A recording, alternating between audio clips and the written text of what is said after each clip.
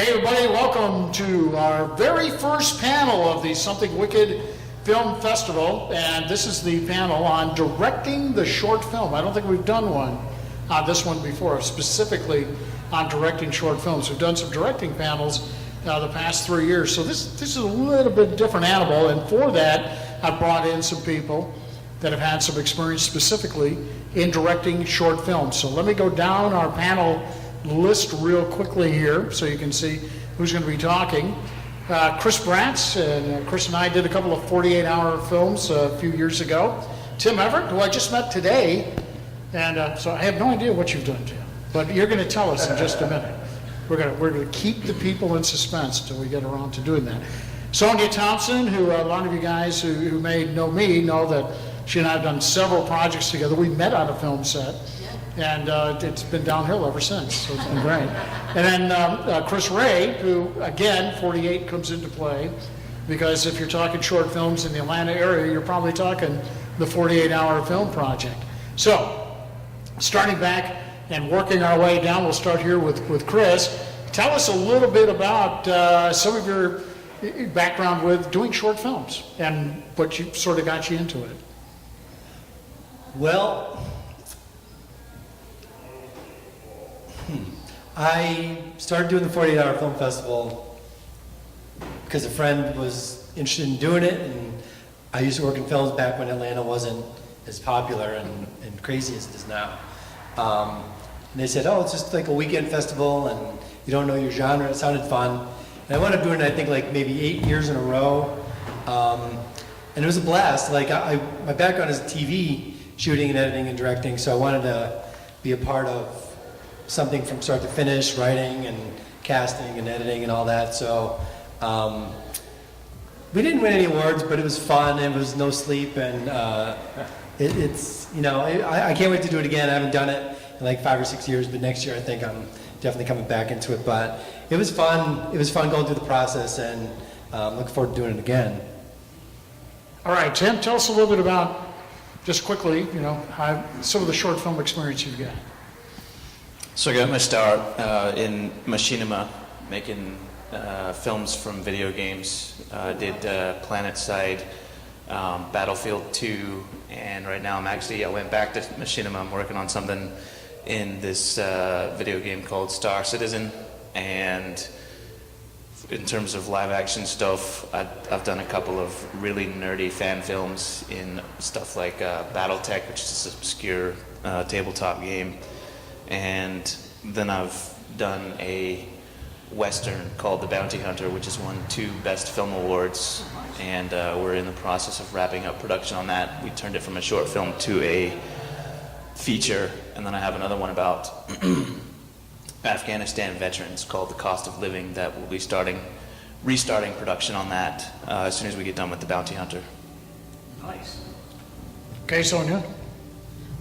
Well, I've done several here and there over the years, but one that I'm particularly fond of is one that Joe and I worked on called Acadia.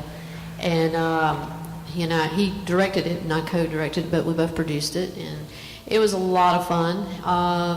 And then, of course, I've done some other shorts here and there, like I did Bigfoot last year in West Virginia, and I just had a small role in that, but you know, it was just like a little, what they did is they did 2 short comedy Bigfoot segments, and then they did a horror segment that was short. And so it's actually out on DVD already, and I have it at my table, but that was pretty fun to work on, you know. It was something different, and I got my arm ripped off, you know, my ear and my hand, you know. I mean, it's just normal stuff for me. And I kind of enjoy doing some of the special, you know, having the special effects stuff done to me like that. But I've done some cool stuff, you know, but short films are fun. But I like it when they do put them all together on one DVD like that, you know, and feature it. But so anyway, I'll just pass on to him. Yeah, Chris, talk a little bit about how you got into doing short films. You've done quite a few. Yes, well, a few. I've done 48 hour. I've done a couple web series, episodes, that sort of thing. Started with film in elementary school doing stop motion, and then took quite a long break and got back into it. 2000, 2002. And took my inheritance, got me a camera, got me an editing setup, and got back into it. But yeah, we do a couple short films with you. Yep. And a couple of things with Tim. And it's a lot of fun. You guys made me disappear on camera, I remember. And we burned you up. I was a vampire and you burned me up. It was the coolest thing I've ever had happen to me on Because you film. brought us and burned you up. That's right.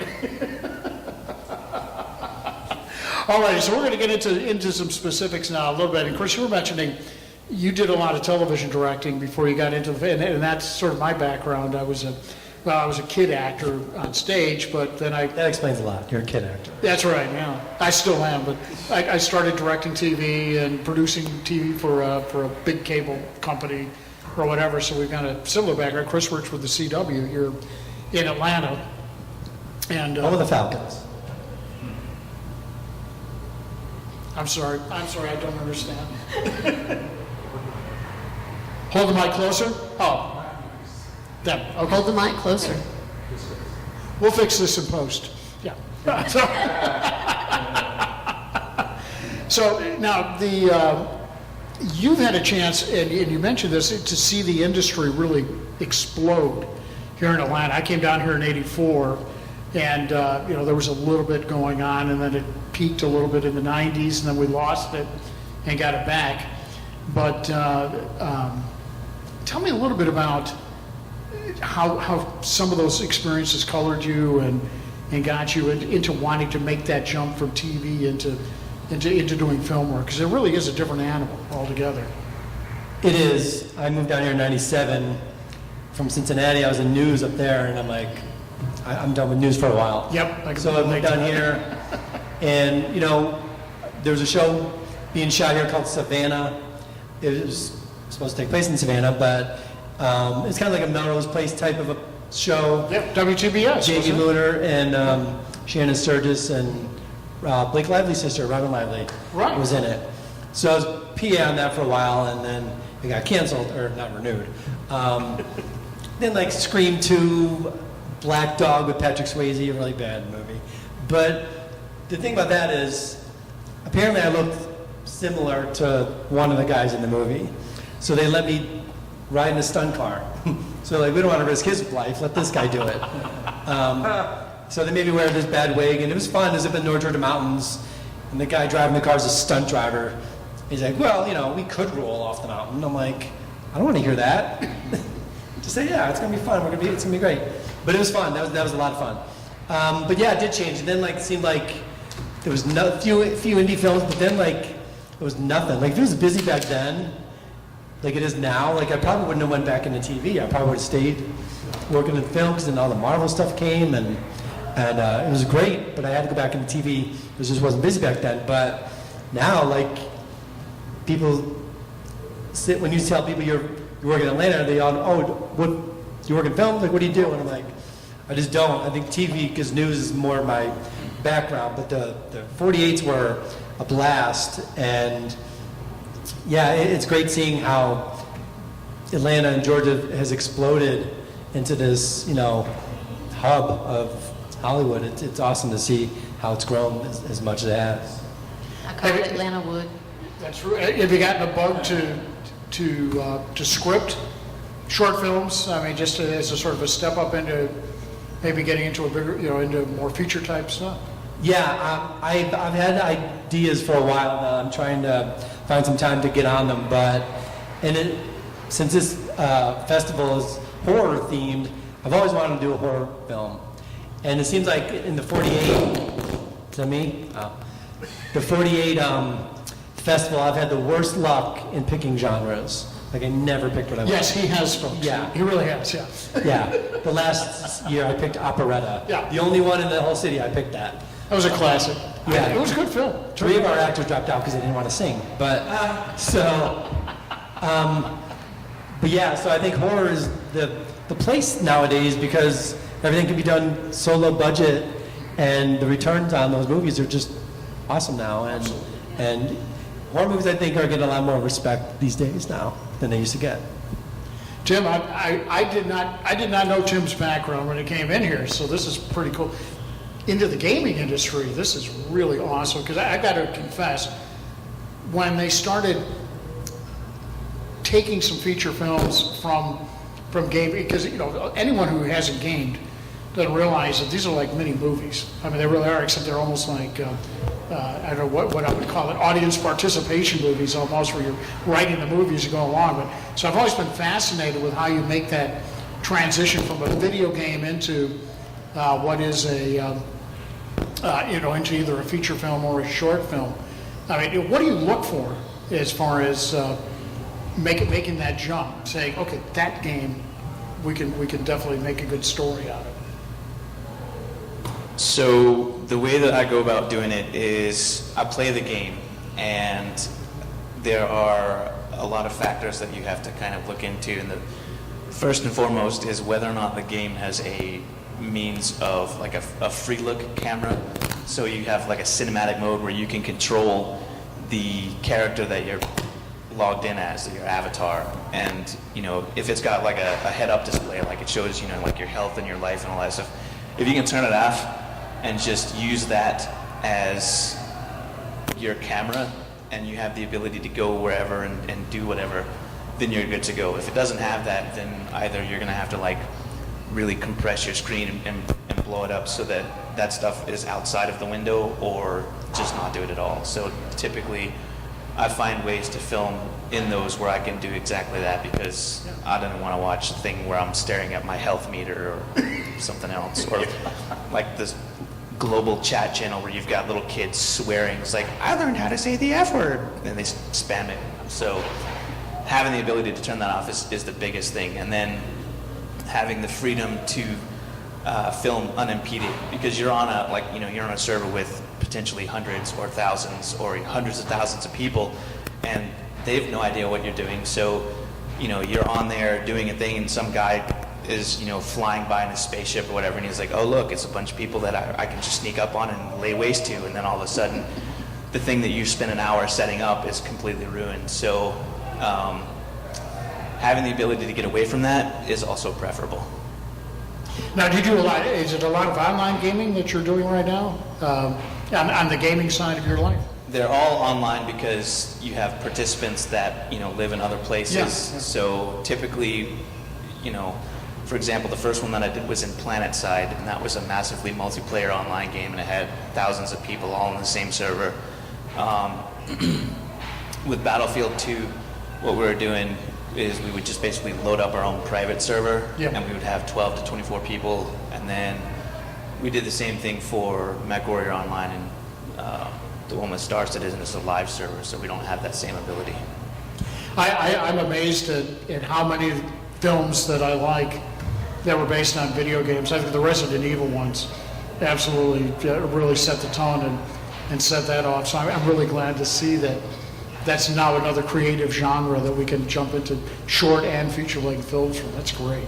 I've always been fascinated with the gaming industry, and I'm a classic gamer myself. I don't find time to play much anymore, but yeah, that is awesome. What do you look for, Sonia, when you're putting together, you're putting together a short film?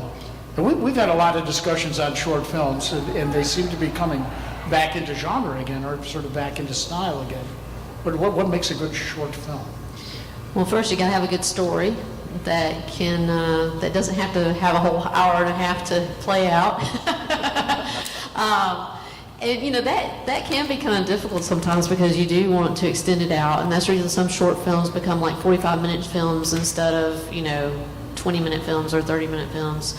But as long as it can be, as long as the storyline can come out and it can get through within 10 minutes or 15 minutes or 20 minutes, I think that, like he said, the horror genre seems to be is definitely a to-go thing right now.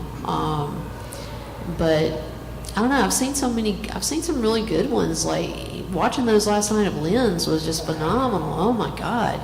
I was very impressed with the one she did over in London, the Ripper one, and that was really creative. And I love the way they did that, and it ended well too. And it could have been one that could have kept going. Oh, yeah, yeah, absolutely. And that's something I like about short films too, is when you're watching it. One time I was a judge for the Gwinnett Film Festival here in town, which Kevin was affiliated with them as well. And I was I watched so many shorts.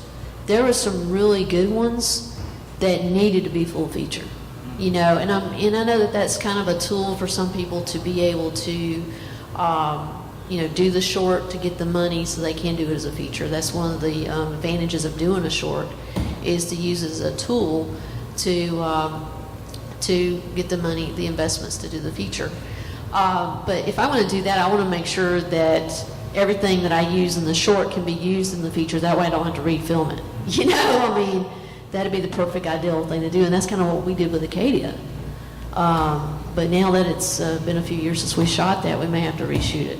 Oh, yeah, I think, yeah, it's been 3 years, 4 years? Yeah, it has, so. I had a little sidetrack in Well, it between there a happens. little bit, so. Well, your heart, needed to be repaired. That's right. And now it's repaired and you're good to go. Yep, we'll get to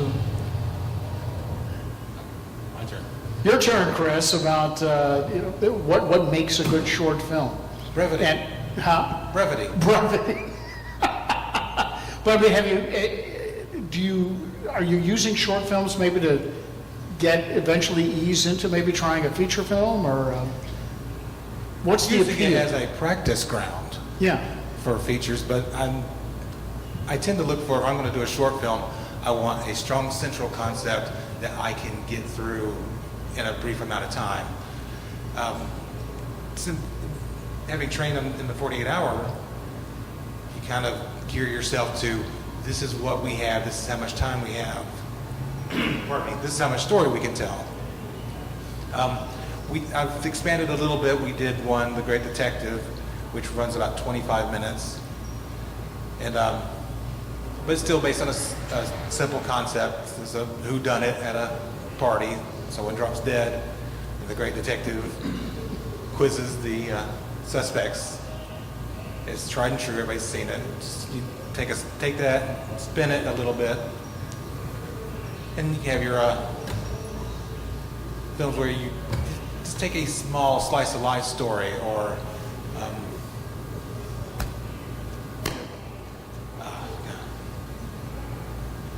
you know what? Inspiration strikes me, and I make a short film about it. That's about the best I can Yeah, say. yeah. But as far as constructing it, brevity is the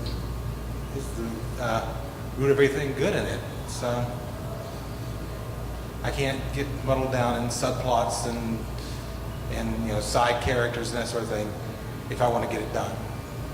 yeah, that's true. Yeah, there's some real challenges. And I've got to be the first to confess that there was a long time where I really had it in for short films.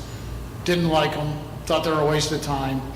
And I've sort of changed my opinion on that because of I think the advent of the whole digital craze. There are more vehicles for short films. I noticed, they're very popular in Europe. And, that's been sort of as we saw last night with Len Lowry's short work over in Great Britain. I mean, this is something they use a lot. And with YouTube. Yeah, and now with YouTube and there's actually television stations dedicated to shorts and stuff. There is a market for it, and some of them are really good. I mean, there really are some extremely creative films. I've seen a lot of feature-length films that I remember thinking it should have been a short, because I just really obviously tried to stretch it out too far. So, moving on a little bit, I want to talk about what it takes for you, what you look to do. You've just been announced that you're going to be a director of a short movie. What are the key elements that you've got to keep in mind as to approach that? Because it's a totally different approach from directing a feature-length film. Some of the prep that has to go into that. Me? Yeah, we'll start with Korea. We'll just work ourselves down the line again. Yeah. I've never directed a full-length film, but my longest one is probably only 8 minutes long. But I think some people think, well, it's only 8 minutes. Let's just have a draft of stuff, and then we'll just ad-lib the dialogue. Yeah, curb your enthusiasm. Yeah, right? Like everybody's from Second City. So, Right. and, and I think that makes things take longer. I mean, if you know you have people who are really good at that, you can get by.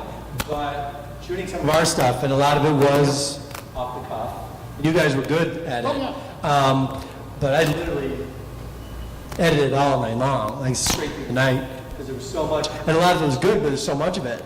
So I think, you know, besides like, you want a good story, of course, but it doesn't leave you a lot of time for character development too much, I guess. You have to get to a point, but, you know, you got to stay focused on what you need. This is what we need.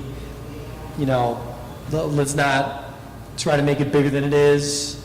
And then, I guess we were constrained a little bit for 48 because they only had to be 7 minutes or whatever long was as the max. But if you're just making a short film and you don't have like a, you know, you can make it 20 minutes long if you wanted to, I guess you can expand it a little bit. But through my experience, it's just hone it down, you know, whittle it to what you really need. You want the good story, but you don't, you know, we had to get it under 7 minutes. So it was really, let's streamline this and go. Yeah, that was the problem. The first time I directed a short film, it was a 48 film, thinking, 7 minutes, I'm going to struggle just to fill 7 minutes, and it was just the opposite. I mean, it was just you just blink your eye and you have way too much material, and you have to really keep that in mind while you're directing, because you're also under the gun. You got 48 hours to shoot and produce that whole thing. Tim, what are some of the challenges of being a director of a short film? What do you think you've got to look for that might be a little different from doing a full-length feature? Money. That's always a big one, yeah. Everything that I do is self-funded or crowdfunded. I call it the beer money budget. Essentially, I quit drinking for a month, and I take that money and anything that I can raise, you know, through, you know, crowdfunded ventures, and I plan out my shoots for that month. So I film at a slow pace because I like to drink. I use pretty much the same crew every time. There are a handful of people that I trust that know what they're doing with their equipment, so I use them. A lot of the cast will volunteer to help do things. For example, if my sound guy is not there, someone will hold our recording device, or they'll run the slate, or they'll be script supervisor. Who can I get to shoot for free? Because, you know, you get people that are dedicated extras on The Walking Dead that are like, is this a union pay gig? I'm like, nope, it's really not. As soon as I get to that point, I would love to be able to pay everybody, because if they're gonna spend an entire day with me and my nonsense, whatever it is I'm doing, I think that they should be rewarded for that. But in the meantime, I try to bring the best food to feed them, because I'm not a believer in here's this one topping Little Caesars pizza that tastes like, you know, cardboard. I try to make sure that they're well fed, make sure that we have lots of water, or other beverages, because I'm a veteran, so I like to drink. And there's this hard and fast rule that you don't bring alcohol on sets. Yeah. So everyone just ignores the fact that I've got a flask in my back pocket. So those are my concerns. Primarily are money. Where can I shoot that looks good, that I can shoot for free? Because I tend to get in trouble with, I like to call it feature creep, because I used to be a video game developer. Yeah. So I don't want to film a romantic comedy in somebody's apartment. I want to film out in nature. I want to be outside. You know, the Western that we filmed, the majority of it's shot outside. And the challenges for that are finding places that are not directly underneath the airport, because there were no airplanes in 1870. So, I didn't know that. Yeah. So we have to go to places like North Georgia or way out in the woods, and even then you'll still, you know, you find a lot of times that you're pausing for aircraft or trains or motorcycles or whatever. So locations are important. And then I also get in trouble with the fact that, you know, with a Western, everybody's in period costume, so I don't want to get, you know, stuff off of Amazon that, you know, somebody's sexy barmaid costume or whatever that costs $20. So I've got to find something that looks authentic, because the ultimate goal for me when I make these is to try to make money off of it so that I can make other films. So I want people to watch it and not get enraged by the fact that this guy's not in period correct wardrobe, and so props and things like that. And it all comes down to money. What can I get for free? What can I get to borrow? Who can I get to contribute? And then what do I have to pay for? That brings back memories of Back to the Future 3 when Dr. Brown dressed Marty and he had to go back to the Wild West. He was in like a Gene Autry type TV costume thing. It was great. We learned a lot on the one you talked about that we produced and directed together, because you did a little directing on that one too. Yeah. So sure, yeah, I mean, because I thought I knew what it was to direct. Boy, there was a lot that we forgot. Yeah, there was a lot what I learned from that particular one is to be more organized, and I think that we have achieved that on all the other projects that we've worked on. Being organized and focused on the goal. There's a lot of times people wanted to I'm not one that likes to just sit around. I like to keep things moving. And so if I was the person that was always like, hey, come on guys, let's go. Let's get this done. I don't want to be here till midnight, but you got to have that one person in place that is going to be the person that keeps the ball rolling. That is very, very important in directing and keeping each other, having somebody. It was good for Jim and I on a few of the projects that we worked on to say, hey, why don't you do this? Or, oh yeah, I didn't think about that. So it's good to have other opinions and have other people make suggestions. I don't mind the actors making suggestions, because it might be a good one. It might be something that I haven't thought about, a point of view or a perspective that I haven't thought of. And I think it's very important to look at everything as a collective. Everything that you have in front of you. And locations are important too. I like to have all that locked down. I like to make sure that everything's in order and everybody is able to get there in time. I like to make sure that people are at least paid for their gas coming to the set. I also, went to like thrift stores to buy the outfits and stuff that our people wore. And if they didn't have more than 2 shirts of the same thing, then, I didn't buy it, of course. But I always try to have a backup, because you never know when something's going to happen with that one shirt. Or She was the best at that. I got to hand it to you. You really, really thought that one out quite well. Yeah, so I went to different thrift stores. I did all that, and then, if we needed, I would always try to find 2 pairs of pants. I would always, I was just always getting you always need 2 outfits. Now, granted, on the 48-hour stuff, I've never been able to, you just can't do that. I mean, that's just like, you got to just be on it. But now you do have to keep the ball moving on that completely if you want to get it done that quickly. But as far as wardrobe and stuff like that, you're not gonna have 2 outfits. You just got to get her done, and get it done right the first time.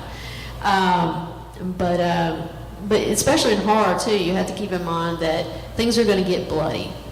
There's going to be accidental spills of blood. There's going to be all sorts of things. So you really have to make sure that you have, enough of everything as far as clothes go. But I think the best thing though is organization and making sure that everything's flowing properly and staying on schedule. I mean, there's going to be hiccups along the way, and we had a few. Oh, we had a few. And the thing was, I went into that totally prepared, because I broke down the script, set up all my shots so that I could get with our cinematographer. We knew exactly what we wanted, what the look was, what the setup was, and all that. I was feeling pretty good about myself, and then we lost a cameraman, we lost a sound guy. Yeah, I had to be. It was like from one weekend to the next, so that we had just anybody we could grab to the boom, and that. I was doing slate. Crazy, yeah. I was doing, like he was saying, somebody that can do multiple things. Right. I was slating. I was doing the boom mic. I was, jumping over stuff to grab things to pull them out. I was doing multiple tasks. And producing and directing him at one point when he was in a scene, and I was holding the boom mic for it and directed him.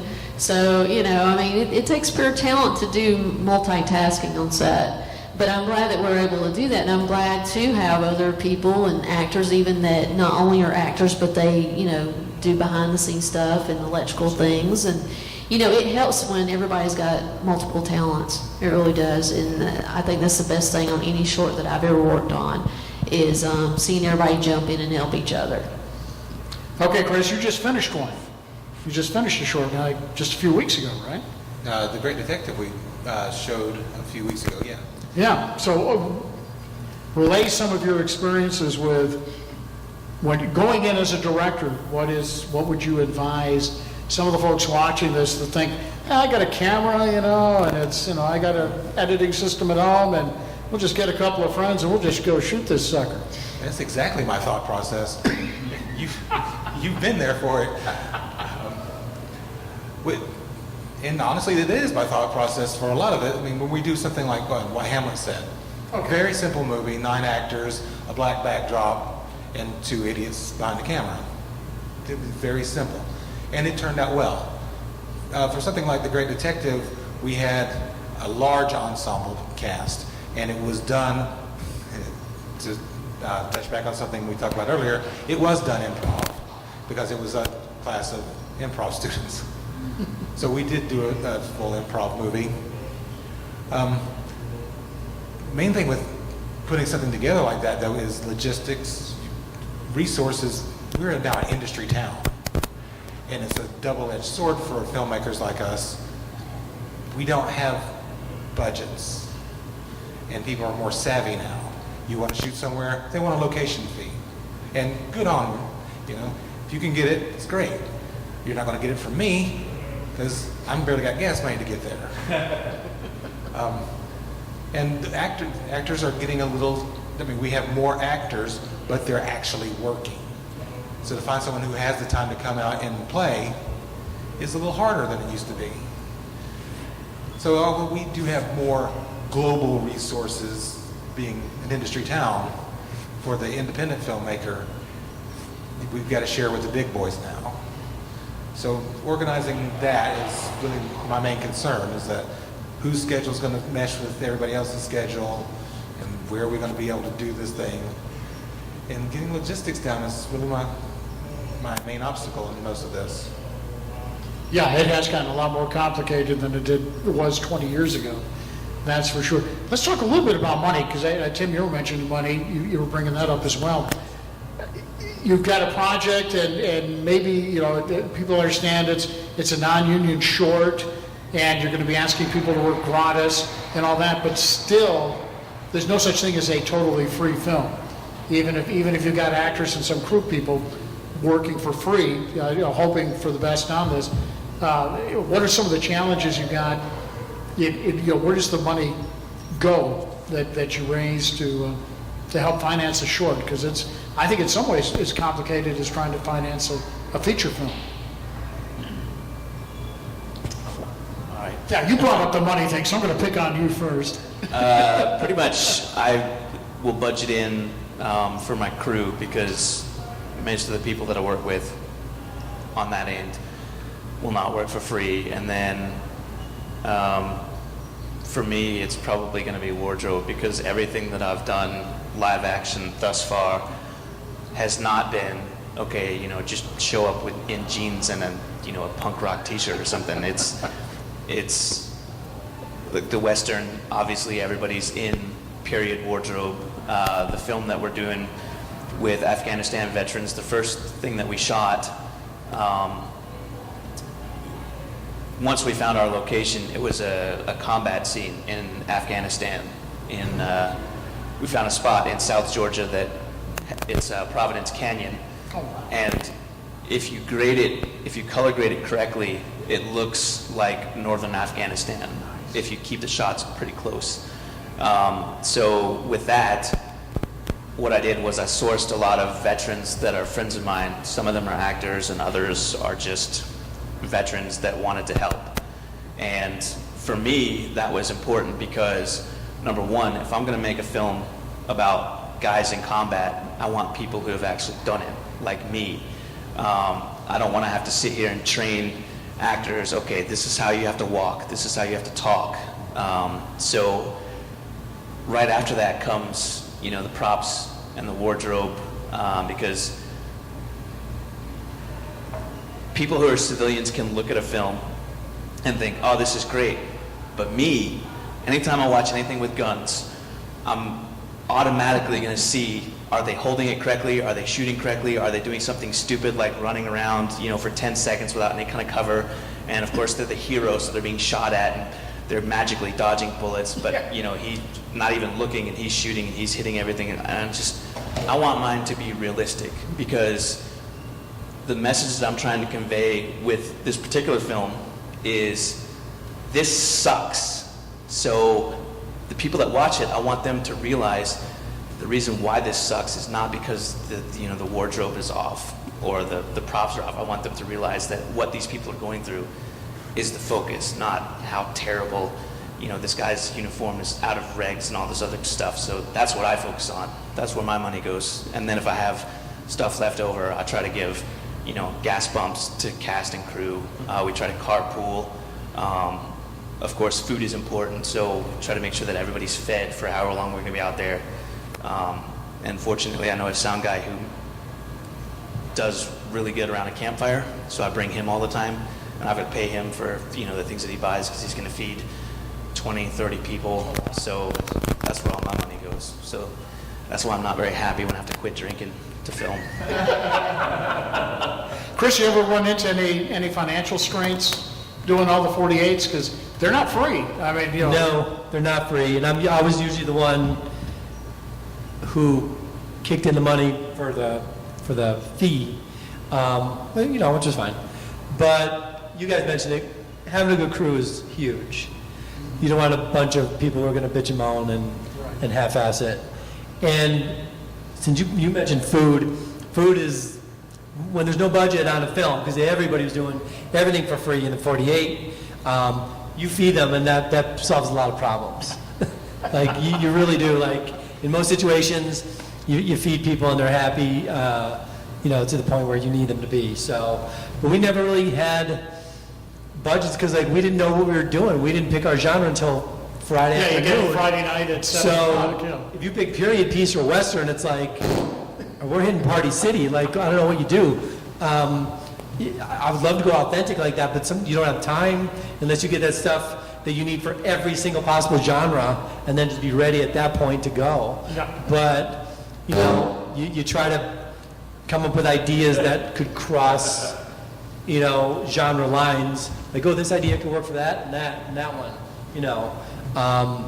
But I never really had any budget issues. My team won the free Johnny's Pizza or whatever, that one year. So that was good. But, but yeah, no, for the 48, it's not really, I never had to deal with people who were in like SAG, or I know sometimes those people are in that. That's more paperwork. But yeah, luckily, I would love to be able to pay everybody. That'd be awesome if I could. But I've never come across that.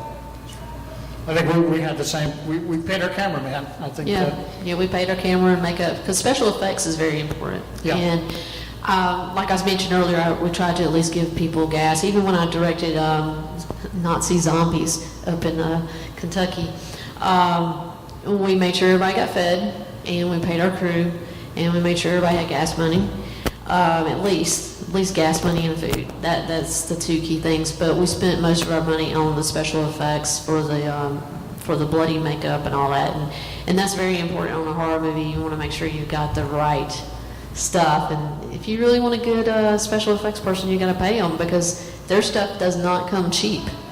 And so, from a director point of view, and a producer, you need to realize how much this makeup and stuff and the fake blood, and even if you make your own fake blood, how much it's going to be to do this film. And even in another movie that I'm trying to get investment on right now, which is not as short as a full feature, that's one of the things that is added in. And I think that's one of the bigger costs, other than paying some of the SAG actors, is the special effects stuff. So that's very important. But yeah, we ran into a few things here and there, but overall, that's our money went on feeding people. I think that's your number one thing, is you gotta feed everybody. It's true. I do it for the food. That's right. We'll work for food, as they say. Okay, Chris, talk to us a little bit about money, because you've done several Money? non-48-hour short films, so how do you deal with that? Goodwill, my friends usually. But it's one of those things you pay forward. And when I get my hands on some money that I can use to invest, I will buy lenses, camera equipment, lights, editing equipment, et cetera, et cetera. And since I write, produce, direct, shoot, edit all my own stuff, I have that gear ready, so I don't have to say, hey, will you come out and do camera work for me? If I can't get a camera guy, I'm a camera guy. And then I make those same resources available to other filmmakers. Tim needs somebody to come out and shoot, I'll go ahead and shoot for Tim, as long as he doesn't take me to one of those mucky islands again. Sorry about that. They came clean. That was part of my budget, was buying new shoes for that. No need. But yeah, if you pay it forward, then people will pay you back in kind. I mean, I'm not going to make a fortune off of it, but I'll get some movies made, and I'll help some other people get movies made, and that's what I'm here for. Okay, we got a couple of filmmakers in the audience. You guys got anything you want to ask these guys? Yes, I certainly do. If I may, I wanted to elaborate on what you said, Jim, and what you asked about budget. Hypothetically, if everything, and this, if I may ask all of you, I'd love to know your responses. If you have the small budget that you work with, self-budget, say you have all the locations and you have food, special effects. If it comes down to now the money's starting to run out, I'd love to know each of your order of these three things: from lighting, editing, and audio.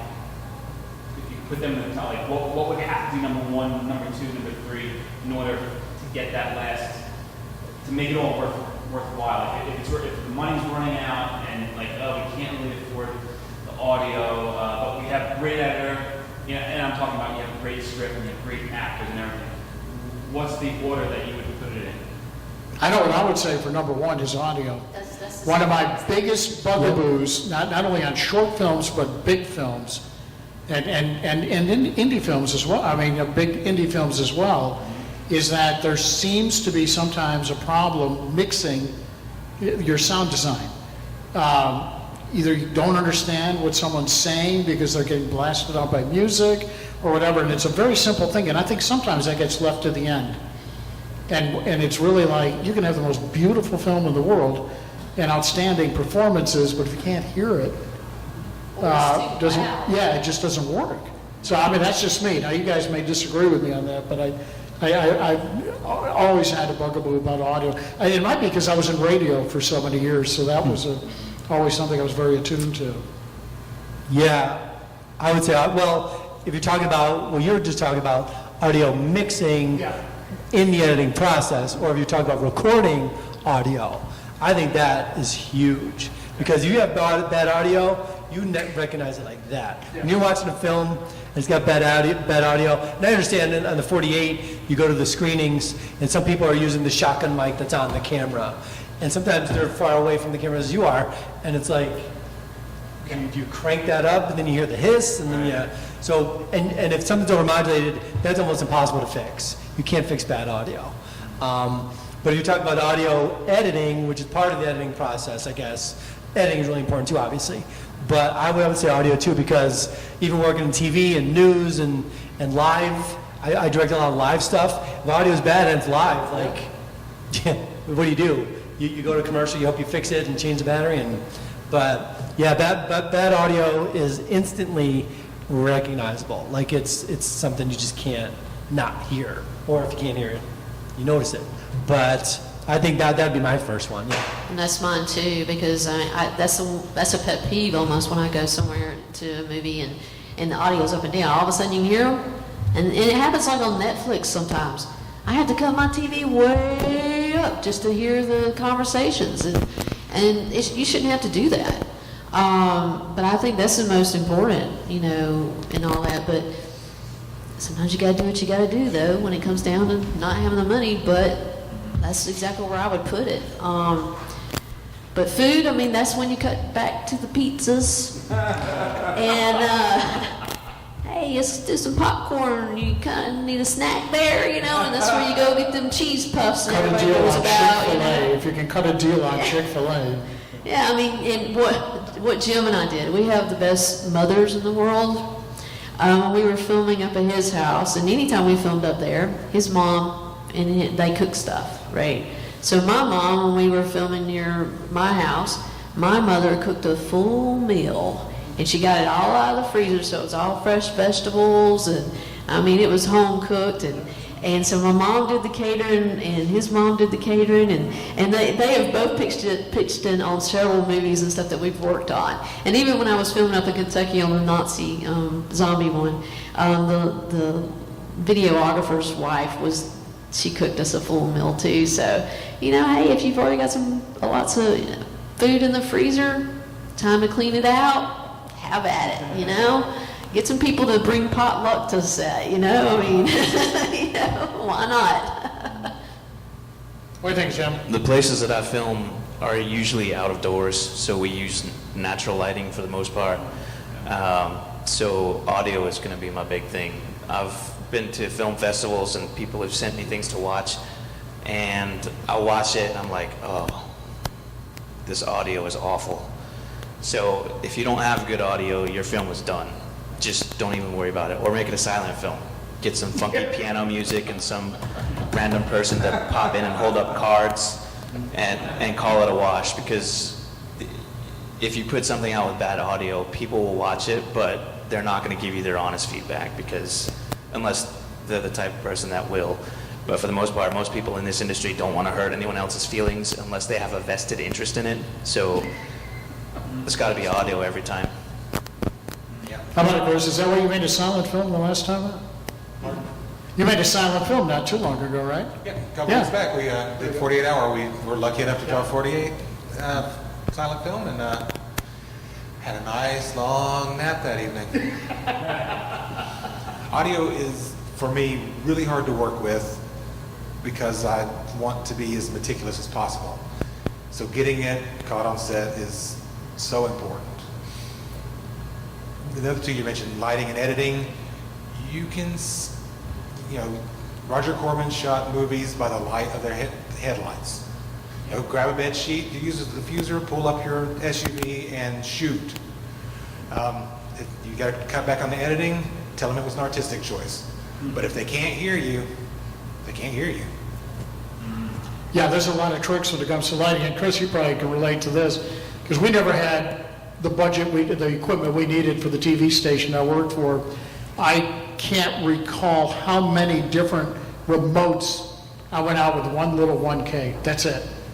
You know, you had to light it with 1K, and it had to be broadcast quality. So, yeah, there's some tricks you can pull to reflect and diffuse lights.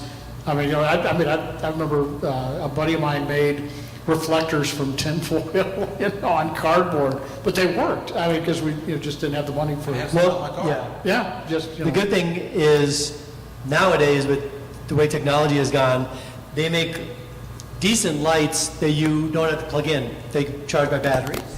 Back in the day, one of my, I think my second or third 48, we had to shoot at night, and because the festival started Friday and had to be turned in on Sunday, we didn't want to shoot Saturday to put us in that editing bind. So we shot Friday night. I had rented a generator from Home Depot, not knowing I was going to need it because I didn't know I was going to pick. So we happened to pick one of my better picks. We did shoot that night, and we shot in this park, generated lights. And nowadays, luckily where I work lets me use my our equipment. So we have battery-powered lights now, which helps a lot. But yeah, shooting outside helps. Natural light, that's depending on your story, if you can get away with that. But yeah, we had decent lighting in all of our stuff, I think. We did, yeah. Yeah. We got lucky. Sometimes you just see people trying to shoot at night and they just boost up the gain. It's like, okay, Well, the cameras have gotten so much better now that yeah. you do have a little bit of a luxury, because you have some of these cameras that can really shoot well in low lighting and stuff. Yeah, when you get up to the reds and some of those, yeah, absolutely. So, Which those are very expensive cameras. you know, we used it on Chronology with Billy Baldwin and Danny Trejo. And I was just like, oh my God. I was calling him. I was like, you're not going to believe what camera we've got on set. I was like, this is really awesome. And then I was like, you want to know how much it costs? Just No, we know, because we had a buddy of ours buy one of the very first ones that ever made. Yeah. It was really cool, though. It was really neat working with it. All right, folks, I know I'm out of time. We've been talking a little bit about making short films, getting out of the blocks here at the Something Wicked Film Festival, and we'll see you next year. Thank you, Jim.